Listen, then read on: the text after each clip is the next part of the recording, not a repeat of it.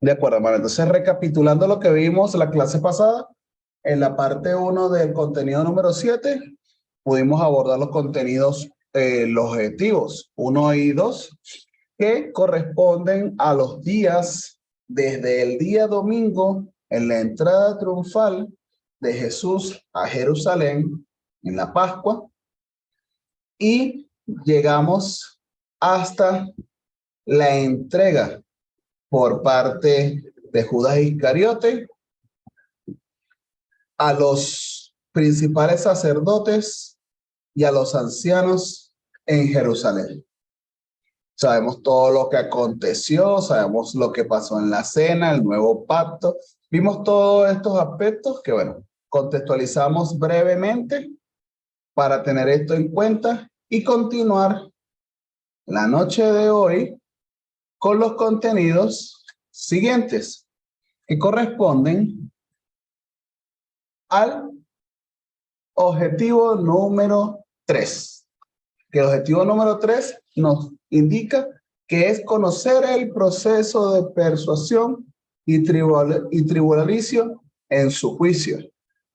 Vemos los contenidos que tenemos para este objetivo, que es las comparecencias religiosas y juicios civiles del palacio de Caifás al tribunal de Pilatos a Herodes, de Herodes a Pilato, del tribunal de Pilatos al Gólgota o Calvario y la crucifixión. Disculpen. Empezando con este aspecto, es importante que comenzamos a abordar este aspecto con las comparecencias religiosas y juicios civiles. Estamos hablando de que es el día viernes. Estamos en la etapa de lo que es el día viernes. Bien, en este aspecto podemos ver que hay algunos criterios y aspectos de gran importancia a la altura de estos acontecimientos. Olvidamos que Jesús es primeramente 100% Dios, pero también es 100% hombre.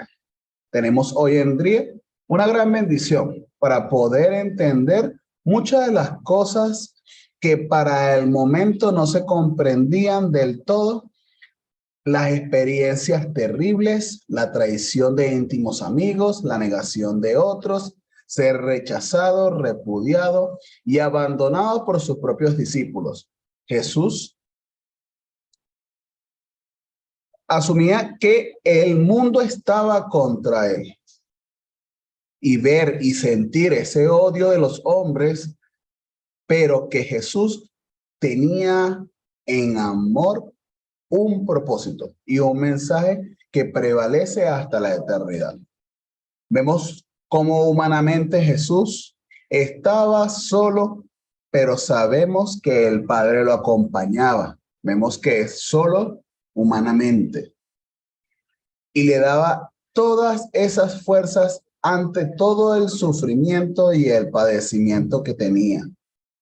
Gracias esto a la comunión y a la oración constante para estar en obediencia conforme a la voluntad del Padre. Y lo que tenía que cumplirse desde el Antiguo Testamento a pesar de todas las cosas que pasarían. Y ser ese cordero llevado al matadero, consciente por sus enemigos. Y todo como lo dice la palabra en Filipenses 2:8, hallándose en forma de hombre, se humilló a sí mismo, haciéndose obediente hasta la muerte y muerte de cruz. ¿Cuántos de nosotros no pensamos en todos los actos que sufrió Jesús y compadecernos de todo ese sufrimiento y hacer todo lo posible para que no pasara por esto?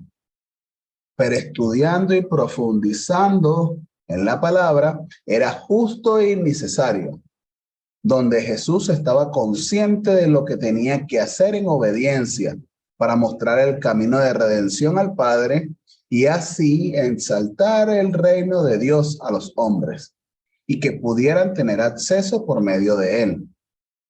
Qué maravilloso son tus acciones, Señor, que por amor entregaste a tu Hijo, entregaste a lo más preciado para mostrarnos el camino con ese amor ágape, ese amor sacrificial, un amor único e incomparable que solo lo da nuestro Señor Jesucristo.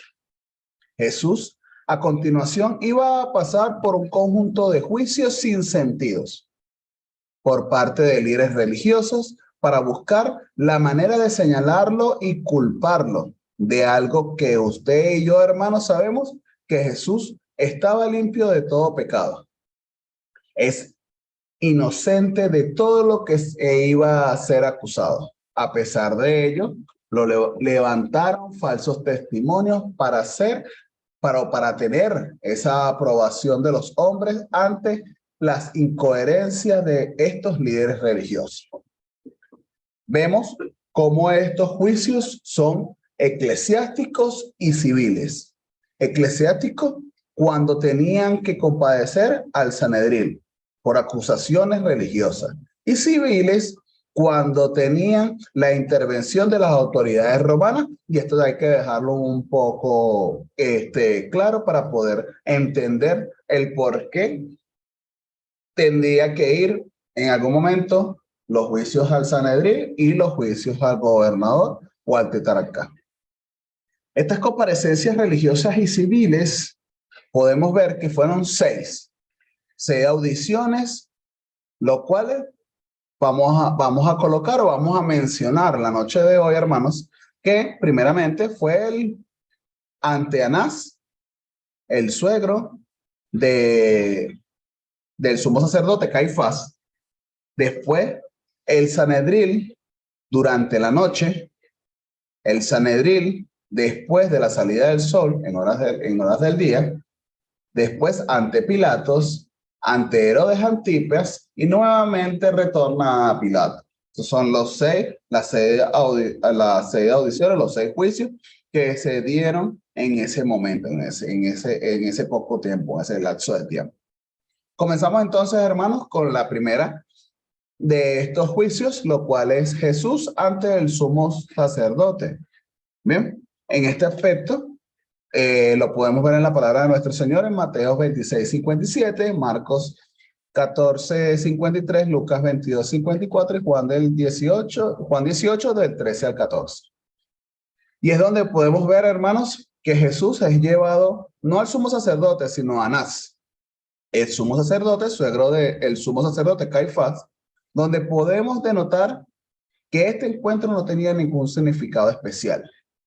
Solo ganar tiempo o ganar algo de tiempo para poder reunir a los 70 miembros del Sanedrín y poder hacer el juicio. Recordemos que el Señor fue apresado en horas de la madrugada, ¿bien? Entonces, en ese espacio no podrían ellos tomar un tiempo para poder reunir esta cantidad de personas, hermanos. Y era tan importante poder llevarlo. Vemos un poco más adelante de la palabra, específicamente en Juan 18, del 19 al 24, vemos cómo Anás interroga a Jesús, preguntándole acerca de sus discípulos y la doctrina que él enseñaba.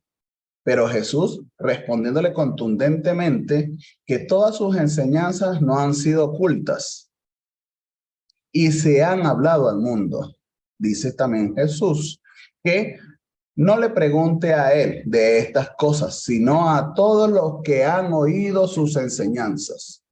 Y vemos cómo uno de los alguaciles le abofeteaba en señal supuesta de irreverencia ante el sumo sacerdote, donde Jesús le pregunta por qué hace estas cosas, qué mal he hecho, y cuestiona tal acción en ese momento. Vemos otro evento importante donde ya estaba profetizado anteriormente y lo habíamos compartido en la clase pasada, donde Pedro niega a Jesús.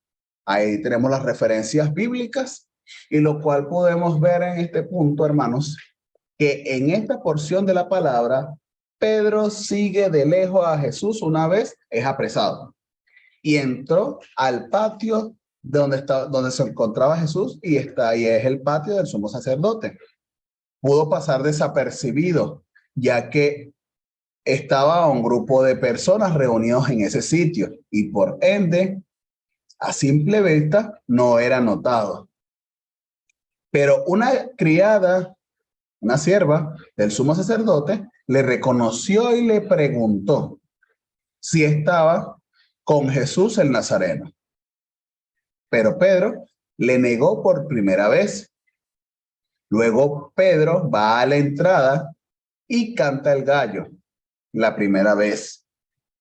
Y al otro, en otro momento, en ese mismo momento, cuando llega a la entrada Pedro, un siervo también del sumo sacerdote le reconoció que estaba Pedro en el hurto con Jesús, pero lo negó nuevamente Pedro. Un poco después, dice la palabra, como una hora, en su segunda negación, le mencionaron a Pedro: verdaderamente tú eres uno de ellos, eres Galileo y hablas como ellos. Y es donde Pedro maldice y vuelve a jurar que no conoce a Jesús, y nuevamente cantó el gallo. Y es donde Pedro se acordó de lo que mencionaba Jesús, que lo negaría 3 veces antes que cante el gallo 2 veces. Y es donde se entristeció grandemente, hermanos. Ya comenzamos también otro aspecto importante donde ya Jesús ante el Sanedrín. Tenemos las referencias bíblicas acá mencionadas en las láminas y vemos cómo en la palabra de Dios nos dice que estos líderes religiosos buscaron falsos testimonios. Uno de los principales y que siempre han estado buscando falsos testimonios para poder condenarle, pero no podían justificar lo que estaban haciendo al hombre más puro, sensible y santo que había existido en el mundo. Es por ello que continúa diciendo la palabra de 2 de estos testigos donde coinciden cuando Jesús dijo en alguna oportunidad que podía derribar el templo y reedificarlo en 3 días. Pero al preguntarle a Jesús sobre estas acusaciones, el Señor callaba. Es donde Caifás le pregunta si era el Cristo el Hijo de Dios. Y la respuesta del Señor es: tú lo has dicho. Y añade nuestro Señor que desde ahora veráis al Hijo de Dios sentado a la diestra de Dios. Es donde el sumo sacerdote se rasga las vestiduras y dice que ha blasfemado el Señor. Y no hace falta testigo alguno, ya que todos en este juicio, todos congregados, miembros del Sanedrín, han escuchado esta declaración. Y comenzaron a condenarle de muerte y lo golpearon, lo escupieron y lo insultaron de gran manera. Podemos notar que la primera sesión de Anás, en la madrugada, horas de la noche, fue totalmente ilegal, ya que el Sanedrín no podía congregarse en horas de la noche, sino en horas del día. Y es un aspecto importante que debemos tener nosotros en este contexto y cómo se manejaban los asuntos religiosos, por así decirlo, ponerle una definición, los asuntos administrativos y legales dentro de este proceso de la sociedad religiosa de aquel tiempo. Para darnos cuenta de esta falsa Sanedrín, para querer juzgar a nuestro Señor Jesús, podemos reseñar algunas pocas evidencias que eran completamente ilegales. Primero podemos ver, y lo hemos recalcado, que Jesús fue arrestado sin pesar sobre él alguna acusación formal. Fue llevado a juicio sin brindarle la oportunidad de alguien que le defendiera el caso. Presentaron testigos que declararon con falsedad. No pidieron ningún testimonio favorable a Jesús le juramentaron para que condenara a sí mismo. No consintieron discutir las acusaciones de blasfemia. La hora en que se reunieron antes que se hiciera el día era ilegal, que lo habíamos hablado en ese momento. Entonces son aspectos fundamentales que tenemos en este punto, lo cual nos permite ver o contextualizar todas las cosas, todos los errores que hicieron estos líderes, estos principales sacerdotes, y que simplemente tenían un solo propósito, un objetivo, y era simplemente deshacerse de nuestro Señor Jesucristo a toda costa. Vemos también lo que fue en el otro punto, el punto D, el suicidio de Judas. Judas, después de haber entregado a Jesús a los líderes religiosos por 30 piezas de plata, se arrepintió grandemente, hermanos, diciendo que había pecado y entregado sangre inocente. Pero esto no le importó a los principales sacerdotes, y es donde Judas lanza las piezas de plata y se marcha con un pesar enorme. No soportó la culpa y se ahorcó. Ya el trabajo que estaban encomendado Judas para los sacerdotes, para estos líderes religiosos, ya estaba realizado, ya lo tenían apresado y realmente a ellos no les importaba en lo absoluto lo que pasaba o dejara de pasar con Judas. Es por ello que por este arrepentimiento y esta situación que estaba pasando, la culpa no la pudo soportar y él se ahorcó. Notamos que verdaderamente estaba sesgado Judas. Estaba completamente sesgado por completo en un abismo que solo el verdadero arrepentimiento y entregado al Señor era el único camino que podía tener. Pero a pesar de caminar con Jesús como sus discípulos, no aprendió de que el amor de Jesús era mucho más grande que cualquier cosa. Y usted y yo, hermano, entendemos en este tiempo que Judas fue usado para cumplir con las sagradas escrituras. Estos sacerdotes, al ver estas monedas arrojadas por Judas, no podían volver al templo, lo cual lo que hicieron con ellas simplemente fue comprar un terreno para sepultura de los extranjeros, y lo vemos como se cumple otra profecía de Jeremías al comprar este terreno. Vamos ahora y vamos al otro punto, de lo cual comenzamos los que son los juicios civiles.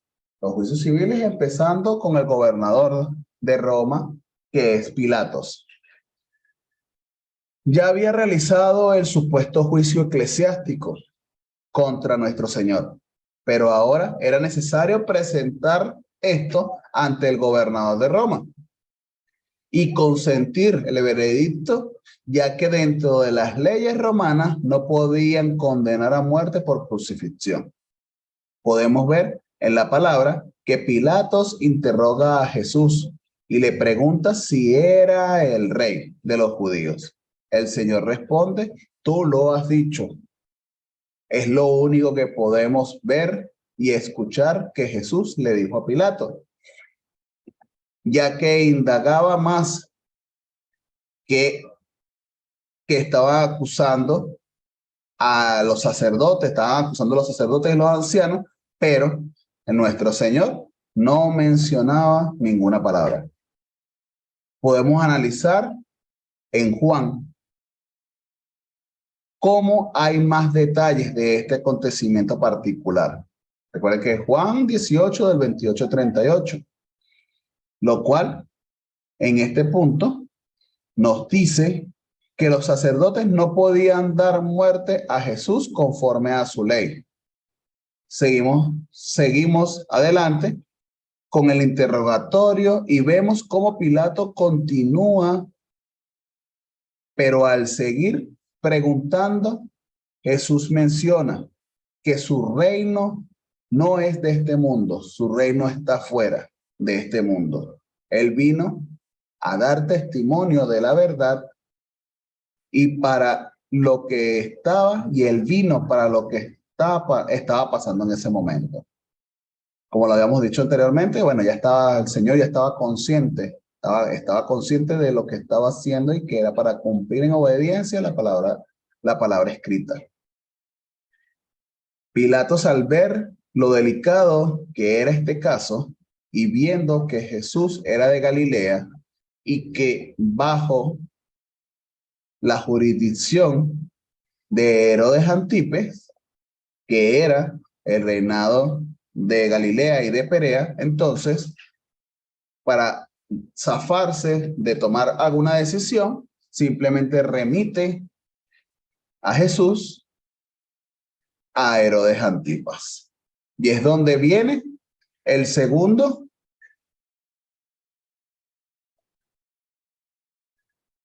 el segundo, el segundo juicio civil. ¿Bien? Entonces, en este punto se está viendo, entonces, el segundo juicio civil, lo cual va de Jesús a Herodes, y lo vemos en la palabra de nuestro Señor, en Lucas 23, del 6 al 12. Sabemos que Antipas, que quien fue, primeramente, mandó a decapitar a Juan el Bautista en su momento. Lo cual él deseaba en este momento es conocer a Jesús por todo lo que había escuchado en su momento,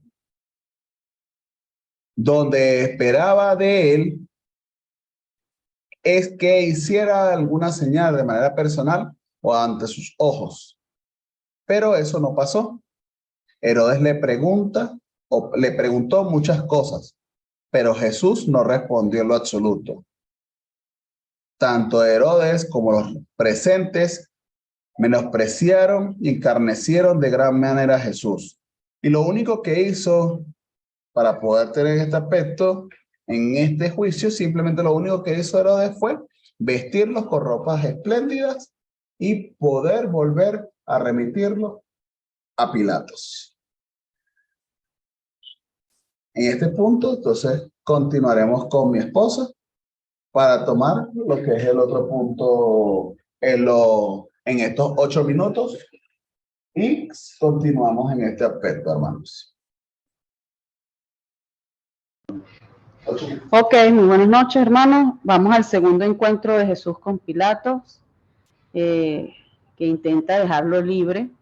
Lo leemos en Juan 18, 3, 9, 40, donde la palabra del Señor nos dice lo siguiente. Pero vosotros tenéis la costumbre de que os suelte uno en la Pascua. ¿Queréis pues que os suelte al rey de los judíos? Entonces todos dijeron en voces de nuevo, diciendo, no, a este, sino a Barrabás. Y Barrabás era ladrón. Amén.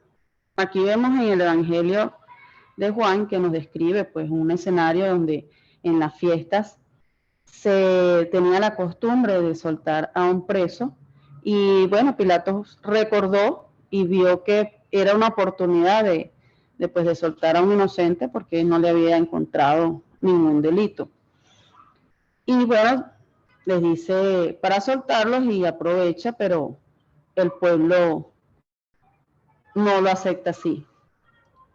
Y él, bueno, tomando un esfuerzo, toma el camino de la pregunta y deja que el pueblo decida. Y aunque los acontecimientos pues estaban de ese modo, él no pudo lograr nada y Pilatos le entregó a Jesús y demostró, bueno, una debilidad de carácter que le ha granjeado de antipatía ante todos los hombres, pero en este tribunal, pues incluso hasta burlándose de ellos mismos, señala a Jesús y les dice que aquí el hombre, porque ellos gritaron, fuera, fuera, pues vamos a crucificar al rey de los judíos. En el otro punto vemos la apelación de la esposa de Pilatos. Y lo vemos en la palabra del Señor, en Mateo 27, 19, que nos dice, Y estando sentado en el tribunal, su mujer le mandó a decir, no tengas nada que ver con este justo, porque hoy he padecido mucho en sueños por causa de él. Aquí en Mateo nos presenta un detalle. Una mujer romana que reconoce la inocencia de Jesús, ya sea por medio de un sueño, una pesadilla, que no se describe en la palabra exactamente cómo fue ese sueño, pero sí lo hacen algunos otros escritos donde dicen que ella viene sobresaltada, que hacía que su esposo, o le decía a su esposo que dejara en paz a ese hombre porque era un varón santo. Y en otras traducciones también nos dice que señalan este sueño como un sueño de mucho sufrimiento. Y aunque con el mensaje de la esposa era otro detalle para que finiquitar Pilatos y declarar inocente, pues decide dejarlos en manos del pueblo. Y lo vemos a continuación en el punto I, donde nos dice que Pilato se lava las manos. Leemos en Mateo 27-24, que nos dice la palabra del Señor, viendo Pilatos que nada adelantaba, sino que se hacía más alboroto, tomó agua y se lavó las manos delante del pueblo, diciendo, inocente soy yo de la sangre de este justo, allá vosotros. Amén. Aquí, bueno, nos evidencia que Pilatos se desligó de cualquier responsabilidad. Al ver que no había ningún delito, pues, y ver el clamor del pueblo eufórico de que crucificaran a Jesús, él decide la acción de lavarse las manos como símbolo de que no tenía que ver en eso.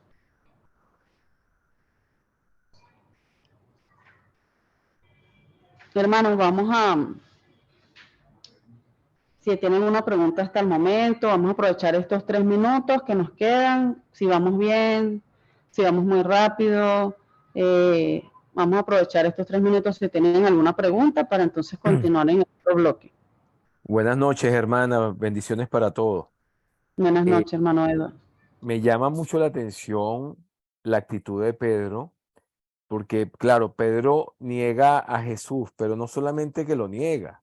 Esta parte me impresiona porque él se pone donde prácticamente no lo ven y ve lo que está ocurriendo.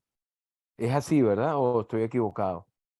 Sí, Adicional, sí, ajá, adicional es que ya era un juicio ya amañado, o sea, era un juicio amañado, pero eso, yo creo que eso ya ya en este momento ya no importaría, porque la misión de Jesús era venir y dar todo por nosotros. Ese sufrimiento tan grande lo hizo por ese gran amor, por, por apoyarnos, por defendernos, porque básicamente si Él no lo hacía, no estuviéramos ahorita acá. Increíble porque sí, básicamente fue un show, fue un show pero pasó por muchos pasos, ¿no? Le hicieron 2 juicios, pero siempre en los juicios era culpable. Y lo más vergonzoso es que o sea, en lugar de absolverlo, comparándolo con un Barrabás, que era un ladrón, un asesino, ¿no? O sea, así sería el nivel de esas personas en ese contexto, en ese momento de la historia, ¿no? Eran personas totalmente enfermas, así fuesen judíos, porque eran judíos, eran fariseos, pero, o sea, increíble, hasta ¿cómo diría yo? Hasta por humanidad, hasta por humanidad, no, hicieron lo peor de lo peor contra un ser que lo que venía era a dar todo por cada uno de ellos. Y aparte que les demostró en cada una de esas travesías cómo era el verdadero Hijo de Dios, haciendo cada uno en cada parte milagros, pero milagros maravillosos. Milagros que no era que me lo contaron, eran milagros que las mismas personas eran protagonistas, incluyendo cambiando hasta la parte del sábado, porque él a esta mujer la salva un día sábado, con una enfermedad que tenía mucho tiempo. O sea que Dios, que sí demostró siempre que era hijo de Dios, pero no les importó. Y eso tiene un gran valor, de verdad que tiene un gran valor, que él venía, no me importa lo que me hagan, igual yo te amo, igual yo te quiero.